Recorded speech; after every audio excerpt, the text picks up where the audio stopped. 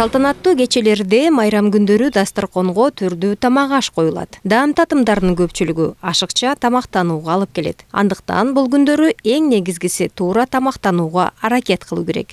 Бүгүн майрамдык дасторкон туурасында сөз болмокчу. Негизинен баарыбыз да билебиз, жаңы жыл келгенде абдан шаң шөкөт катары ар бир үй бүлө шаң шөкөт кылып, ар бир үй бүлө ушундай кандай десем чоң бир майрам катары кабыл алат бул жаңы жылды. Анан ошол менен бирге дасторконубуз да абдан бай, абдан чоң, көптөгөн ушул азык түлүктөрдү жасайбыз, көптөгөн тамак аштарды жасайбыз. Бирок анын дагы өзүнүн эрежелери бар. Кантип жасаш керек? Себеп дегенде баарыбыз билебиз, ушул кечинде түнкү 12-ни күтөбүз. 12-ни күтүп, анан кечинде ушу 10дон баштап 12ге чейин тамактанып, анан кийин 12 бүткөндөн кийин эле барып жатып алабыз да. Бул түздөн түз бул организмге терс таасирин тийгизет. Себеп дегенде биз организм эс алганын ордуна биз аны кайра иштеткенге мажбур кылып атабыз да. Жаңы жыл күнү көпчүлүгү кечиндеси майрамдык дасторконго даярдалган тамак ашты жегенге аракет кылышат. Бул ден соолукка зыян дейт адистер. Кечки саатты күтпөстөн эле эрте дасторконду да жайып, кичинеден даам татып, ачка жүрбөстөн ушул кадимкидей эле күнүмдүк жашоодогудай эле тамактанган оң болот. Себеп деген бул жанагы биздин тамак аш адаттарыбыз бар да. Ар бир адамдын өзүнүн тамак аш адаттары бар. Ошол адаттарына эле жараша тамактануусу зарыл. Майрам күндөрү туура тамактануу эрежесин сактоо зарыл. Анткени көп даам татымдардын аралашып кетүүсү организмге терс таасирин тийгизет. Таттуулардан кичине азыраак, андан кичине азайтыш керек. Себеп дегенде бул жеңил сиңирүүчү углеводдорго киргендиктен бул түздөн түз ал семирип кетүүгө же кандайдыр бир салмак кошууга алып келиши мүмкүн. Андан тышкары бул ушу балдарга, жеке гана балдарга да эмес, чоңдорго, ата-энелерге дагы бул организмге терс таасирин тийгизиши мүмкүн. Эми таттуулар негизи эле углевод болгондуктан. Ал эми дасторкондон жана салаттарга дагы абдан эң кандай десем өркүндүү бир маселе болуп эсептелинет. Себеп дегенде ошол жаңы жыл дасторконунан кийин көптүк учурда ушул тамак аш ууланууларга учурашы мүмкүн да. Эмне себептен? Себеп дегенде ошо туура эмес даярдалгандан, ошо азык түлүктөрдү туура эмес сактагандан болушу мүмкүн. Жада калса ошол кантип жасоого дагы көңүл буруш керек. Кантип жасаганда дагы тамактын бул кандай десем коопсуздугуна түздөн түз тиешелүү. Ал эми салаттарды жасаганда дагы жасагандан кийин 2 сааттын ичинде биз аны колдонушубуз керек. 2 сааттан ашык туруп калса бул салат сөзсүз түрдө кандайдыр бир коопсуздукту пайда кылат. Себеп дегенде бул ууланууга алып келиши мүмкүн. Көпчүлүгү тамак аш, жашылча жемиш, спирт ичимдиги жана башка нерселерден уулануу учурлары ооруканада көп катталат. Демек, уулануу деген эмне? Бул учурда адамга кандай жардам берүү керек? Уулануу деген ошол көпкө сакталып калган тамактарда токсиндер пайда болот дагы. Ошол токсиндерди жеген убакта балдар ууланат. Обычно өзүңөр билип атасыздар, базарларда бүт жазында бүт эшикте сатылып атат. Андан бөлөк ар кандай тамактарды холодильникке сакталбай эшикте сатканда өзүнүн эмесин бузат. Ошондой убактарда бала жеген убакта да отравление болот, ууланат да.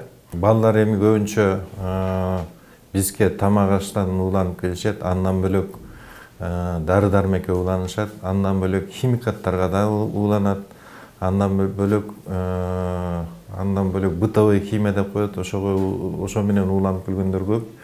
Андан бөлөк ар кандай уулуу заттар, тамакта болгон уулуу заттарды жеп алып ууланып келишет да. Уулануунун алгачкы белгилери адам куса баштайт, жүрөгү айланат, баш ооруйт. Кээ бир балдардын температурасы көтөрүлөт, ошо менен катар эле ичи да өтө баштайт. Бул убакта сөзсүз түрдө ошол тамакты ичкенден кийин 2-3 сааттан кийин ушул белгилер боло баштайт. Ошол белгилер болгон убакта сөзсүз врачтарга кайрылыш керек. Өзгөчө баса кетчү нерсе ууланганда эми ошол тамак аштагы токсиндин количествосуна жараша болот.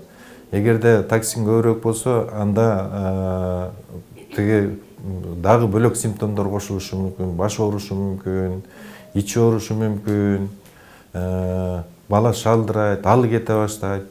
Бул убакта сөзсүз врачтарга келип, врачтардын жардамы менен больницага жатып лечение алыш керек.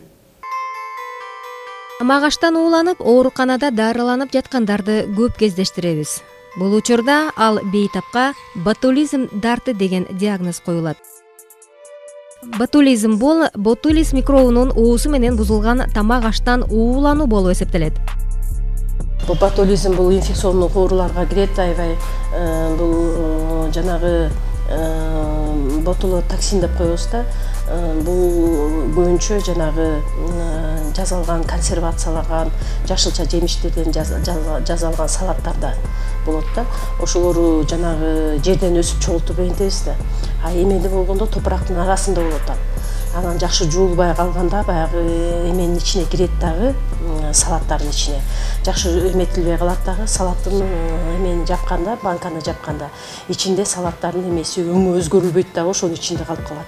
Ал өңү да өзгөрүлбөйт, эми салаттын өңү да өзгөрүлбөйт да, өңү дагы өзгөрүлбөйт, даамы дагы эме башкача болбойт.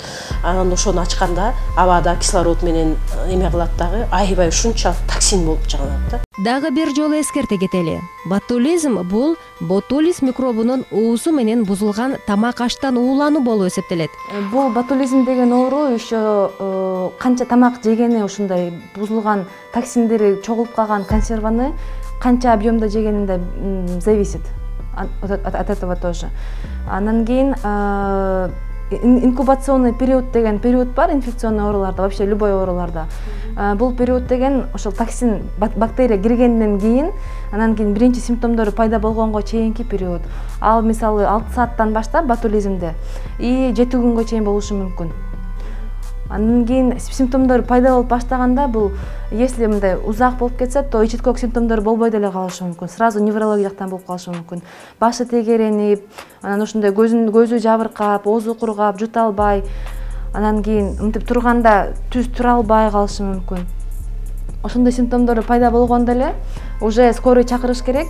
Если узак өтүп кеткен болсо инкубационный период, если мисалы консерваны бир жума мурун жеген болсо, а если мисалы бүгүн жеп анан кечинде кусуп баштаган болсо, как ичиткок симптомдору пайда болуп баштаган болсо, анда сразу өзүнүн ашказанын жууганга аракет кылыш керек, скорый чакырып коюп эле. Себеби бул бактерия канча көп турган болсо ашказанда, ошончо көп токсин чыгарат дагы и повреждение көбүрөөк болуп калышы мүмкүн нервтерде. Бул деген нервный окончанияларды паражит эткени үчүн нервный импульстар барат дагы, анан мышцаларга жетпей калат. Мышцанын эки түрү деген болот. Бул гладкий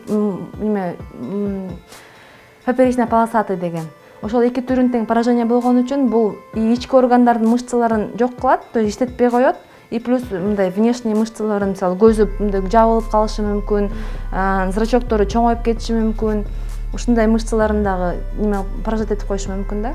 Тамак жана башка даам татымдарды муздаткычка туура салуунун эрежеси бар. Бул адам баласынын тамактан ууланып калбоо жана ден соолукка кам көрүүнүн биринчи эрежеси. Муздаткычтын ичинде дагы өзүнүн ар бир азык-түлүктүн өзүнүн орду бар. Мисалы чийки эттерди, мисалы уже даяр бышылган, даяр жасалган салаттар менен чогуу бир кандай десем, жана полкасында сактабаш керек да. Бул туура эмес болуп эсептелет. Себеп дегенде ал бири-бири менен жыт алмашып, даам алмашып, бул ууланууга алып келиши мүмкүн. Андан тышкары ар бир ошо муздаткычтын дагы өзүнүн жана ар бир азык-түлүк сактаган учур жерлери бар да. Мисалы даяр тамактарды ал үстүнө даяр өйдө жакта сакталышыбыз керек. Ал эми чийки азык-түлүктөрдү ылдый жакка сакташыбыз керек. Ошону менен бирге муздаткычтын дагы кантип сактоого дагы ушул көңүл буруу зарыл болуп эсептелет. Дарыгерлер көпчүлүгү даталуу же майрам күндөрү оливьеден жасалган салаттарды даярдашат. Уулануу ушул салат аркылуу көп болот деп айтышат. Андыктан ар бир адам тамакты туура пайдалануусу зарыл. Оливье деген салатты свежий жеген жакшы. Анан если холодильникке сактап неме кылса, то майонезди кошпой туруп сактаган туура болот. Анан алып чыккандан кийин майонез аралаштырып кийин жеген туура болот. Вообще сактабаш керек майонез кошулган салаттардычы. Ал деген ар кандай ичиткок ооруларды, тем более жумуртка кошулган салаттар еще сальмонеллезный деген ооруларды алып келиши мүмкүн. Майрамдык дастаркондогу даам татымдарынын көпчүлүгүн түрдүү салаттар орун алат. Бул салаттарга албетте майонез кошулат. Ал эми майонез ден соолукка зыян экенин биз көпчүлүгүбүз билебиз. Адистер майонездин ордуна үй шартында башка татымал кошсо болорун айтышат. мисалы майонезди деле колдонгондон тышкары майонезди үй шартында деле жасаса болот. Ошол эле майонезди каалайм деп учур болсо да, ал дагы интернетте абдан көп рецепттери бар. Жада калса андан тышкары мисалы ошол эле каймакты кичине каймак кошуп койсоңуз, бул майонезден дагы өтөр, бул каймактан өтөр эч нерсе жок. Бул дагы абдан ыңгайлуу. Андан тышкары эми майонезсиз тамак салат жасасаңыздар, сөзсүз түрдө бул биринчиден пайдалуулугу бар, экинчисинен бул сактоо мөөнөтү да узарылат. Майонездикин өзүңүздөр билесиздер, дасторконго койгондон кийин 2 сааттын ичинде аны колдонушубуз керек. Андан тышкары убакыт өтсө, бул кандайдыр бир ошо салаттын бузулушуна, андан тышкары адамдын ууланышына алып келиши мүмкүн. Бул абдан кооптуу маселе да. Ал эми адиске майрам күндөрү көп өлчөмдө тамактангандан улам эрте менен күптүү же болбосо тамак сиңирүүнүн кыйындаганын байкоого болот. Бул учурда кандай туура тамактануу керек деген сурообузга оор сезим менен туруп калса, мисалы эрте менен, бул сөзсүз түрдө бул ашказандын кандайдыр бир оор күчкө алып келишинин себептери болуп эсептелет.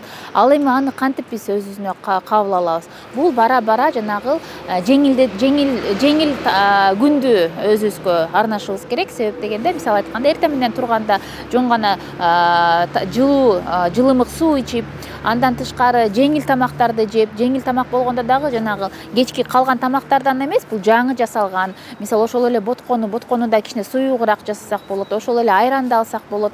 Анан акырындап биз ашказаныбызды өз калыбына келтиришибиз керек. Күнүмдүк жашоодо мисалы ошол эле мөмө жемишке көңүл бурсак, бул ал деген абдан пайдалуу бир кезинде карасак, витаминдер көп, анын ичинде микроэлементтер көп, жана клетчатка дагы көп. Мисалы, себеп дегенде бул ашказанды иштеткен азык-түлүктөргө кирет. Аны түшкө чейин колдонушубуз керек. Түшкө бир 3-4 чейин саат колдонуш керек. Себеп дегенде алар углеводдор болгондуктан алар бат сиңирилет. Ал эми кечке мал бул уже көбүнчө белокторго көңүл бурсак болот. Бирок жегенди дагы көлөмүн аз кылыш керек. Өзүнүн иретин көп болсо дагы, ирети мисалы 5 ирет, 4-5 ирет оптималдуу болсо, ошонун арасында көлөмү дагы азыраак болуш керек да. Мисалы күнүмдүк жашоодо бир чөйчөк тамак жесеңиздер, эртеси күндө кыйналып жаткан учурда аны жарымысын жеп, кичине разгрузочный деп коет, кичине жеңилдеткич күндөрдү дагы уюштурушубуз керек.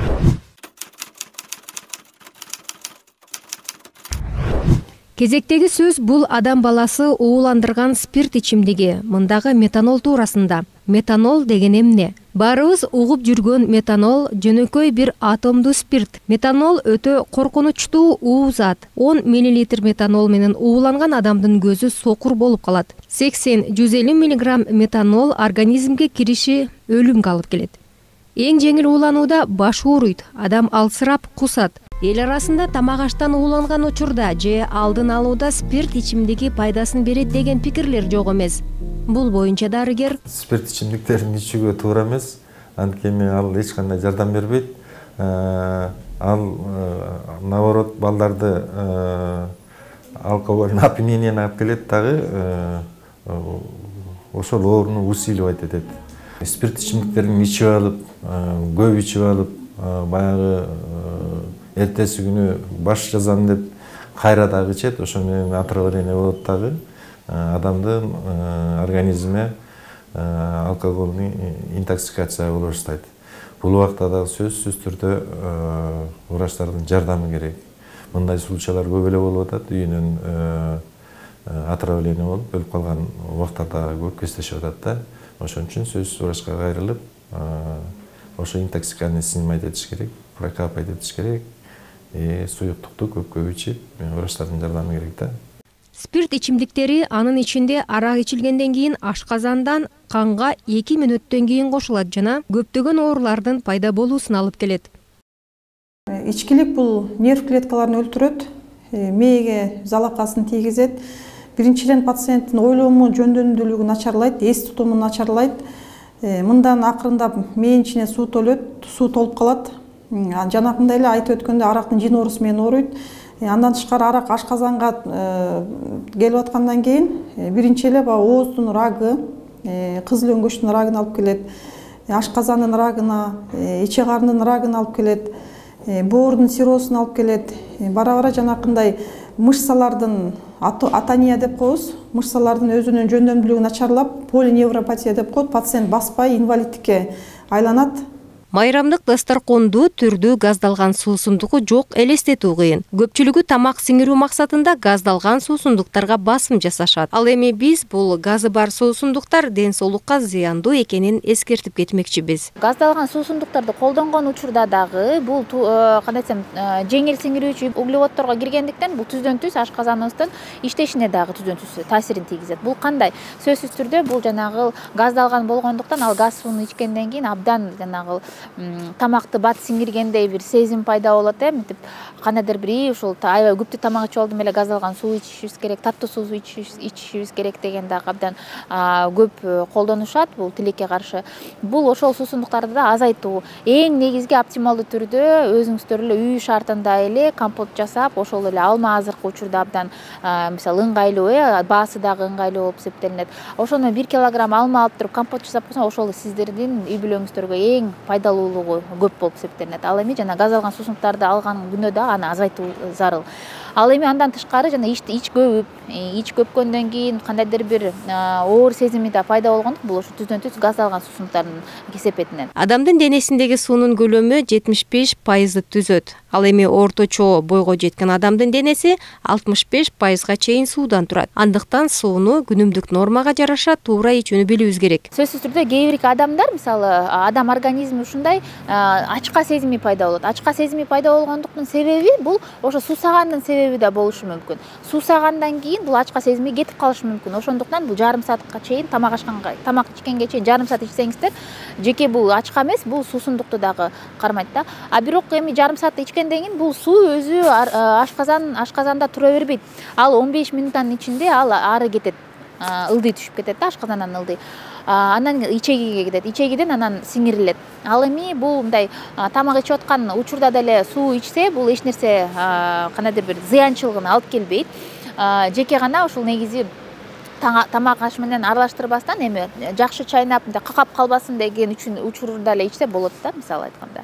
Же тамак ашкандан кийин жарым сааттан ичсе, ал эч нерсе мындай кандайдыр бир бул турат же тамак ичип аткан учурда суу ичиш керек деген туурабы, анда бул кандай десем түздөн түз бир эреже жок да.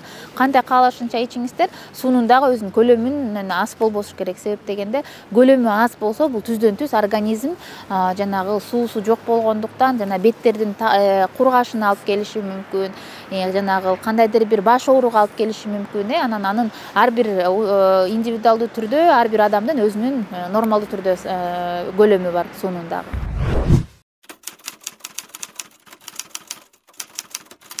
Бул эми витаминдер көбүнчөсү бири-бирине, витамин менен микроэлементтер бири-бирине дал келбей калышы мүмкүн. Чындыгында туура айта кетет, антагонисти деп коет. Мисалы, жана ошол эле помидор менен огурцы эле бадыраңды кошуп жейт эмеспизби, абдан жакшы депчи мисалы айтканда. Бирок алар деген көптүк түрдө көптүк изилдөөнүн негизинде алар бири-бирине антагонист катары колдонушат да. Мисалы, биякта калий көп болсо помидордо мисалы, ал бияктагы мисалы бадыраңдагы веществолор ал калийди жууп чыкканга алып келиши мүмкүн. Ошондуктан да бир өзүнүн сочетаниялары бар. Бирок көптүк түрдө бул жанагы чөп чаарлар менен өзүнүн жанагы эмесине жараша, өңүнө жараша колдонсок, ошону эмне үчүн ар бир мөмө жемиштер сары, кызыл, жашыл түрлөрдө болот. Ошол түрлөр менен чогуу жесеңиздер эч кандай андай бири-бирине карама каршылыгы жок. Оору ооздон кирет демекчи. Туура тамактанууга көңүл буруубуз керек. Дени сак болот, бул күчтүү мамлекет. Ден соолукта болуңуздар.